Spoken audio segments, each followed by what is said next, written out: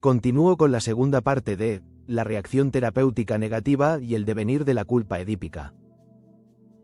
Tenéis la primera parte en el enlace.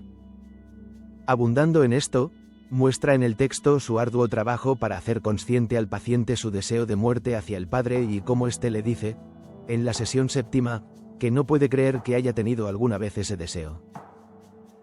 Después de esta negación, el hombre de las ratas asocia con el argumento de una novela corta de Suderman en la que una mujer sentía, junto al lecho de su hermana enferma, el deseo de que muriera para poder casarse con el marido de esa hermana. Luego se da muerte porque no merece vivir tras tamaña vulgaridad. El paciente no solo dice comprender lo que le ocurre a la protagonista, sino que afirma que sería bien justo si hubiera de perecer a raíz de su pensamiento, pues no merece otra cosa. Freud comenta esta intervención del hombre de las ratas, señalando la conciencia de culpa que aparece aquí bajo la cobertura del inicial no y relata lo que a continuación del recuerdo asociado le dijo al paciente. Es para nosotros algo consabido, le dice Freud, que a los enfermos su padecer les procura una cierta satisfacción, de suerte que en verdad todos se muestran parcialmente renuentes a sanar. No ha de perder de vista que un tratamiento como el nuestro se realiza bajo continuas resistencias, y que yo se lo recordaré una y otra vez. Como puede apreciarse, es aquí donde por primera vez enlaza Freud la consabida culpa inconsciente por los deseos edípicos de muerte del padre, con la satisfacción que procura el padecer. Usted obtenía placer de sus reproches para el autocastigo, la renuencia a sanar y la resistencia que se produce a consecuencia de ello en el tratamiento. Vemos así como ya en esa época están asociados y disponibles en su mente y en su trabajo cotidiano con los pacientes, los elementos esenciales de lo que luego nombrará como reacción terapéutica negativa.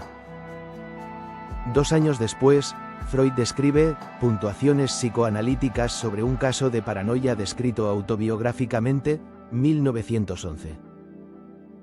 Allí estudia el caso Schreber y señala que éste sufrió un súbito exceso de libido, que explica como un estallido de libido homosexual en la situación de transición entre el nombramiento y la asunción del cargo de presidente del Tribunal Superior de Dresde. Dice después que la delirante incriminación de homicidio contra Flechsig fue originariamente una autoacusación y concluye que en este caso, nos encontramos en el terreno bien familiar del complejo paterno. Si la lucha con Flechsig se le revela al enfermo como un conflicto con Dios, nosotros no podemos menos que traducirlo a un conflicto infantil con el Padre amado. En una nota al pie, Freud agrega que la fantasía femenina de deseo de Schreber no es sino una de las plasmaciones típicas del complejo nuclear infantil.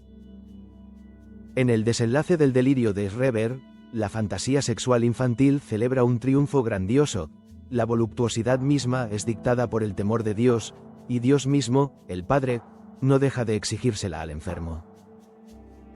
La más temida amenaza del padre, la castración, ha prestado su material a la fantasía de deseo de la mudanza en mujer combatida primero y aceptada después.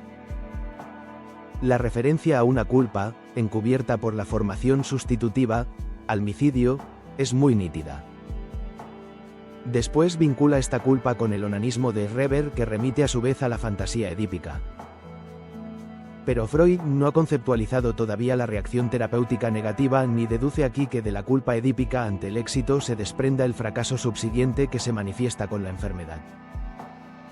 Busca, según sus palabras, entramar el surgimiento de una fantasía de deseo con una frustración, una privación en la vida real y objetiva, y le parece encontrar esa frustración en la imposibilidad de tener hijos.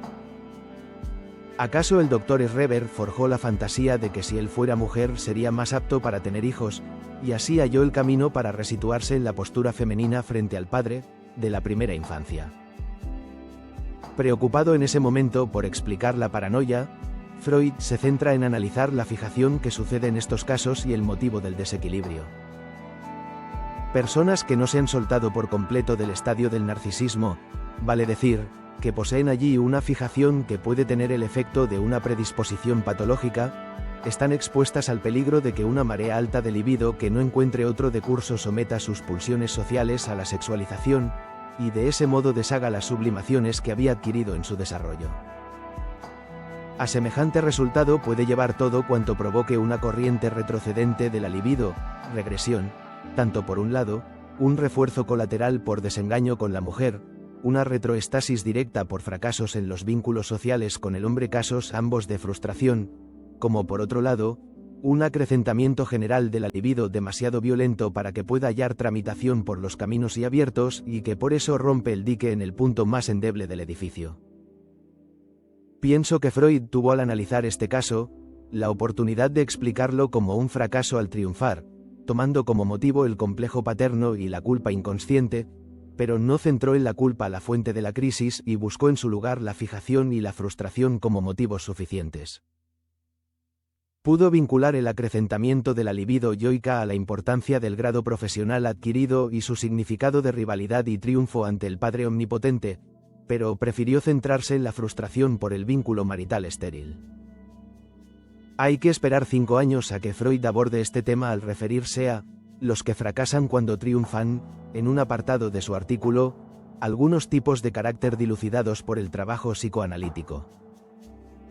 Allí sí que sitúa en un primer plano la culpa inconsciente como causa de la enfermedad y están presentes, una vez más, gran parte de los ingredientes de lo que luego nombrará como reacción terapéutica negativa. En este texto Freud señala que ciertos hombres enferman precisamente cuando se les cumple un deseo hondamente arraigado y por mucho tiempo perseguido. Parece como si no pudieran soportar su dicha, pues el vínculo causal entre la contracción de la enfermedad y el éxito no puede ponerse en duda. Describe a continuación 2 cuadros de los que tiene conocimiento pero que no parecen corresponder a pacientes en análisis. Se trata de una muchacha y un hombre que, al obtener sus deseos, caen en lo que él denomina incurable enfermedad anímica y melancolía, respectivamente, lo que sitúa sus observaciones, tal como ocurriera con el caso Schreber, en el terreno de la psicosis.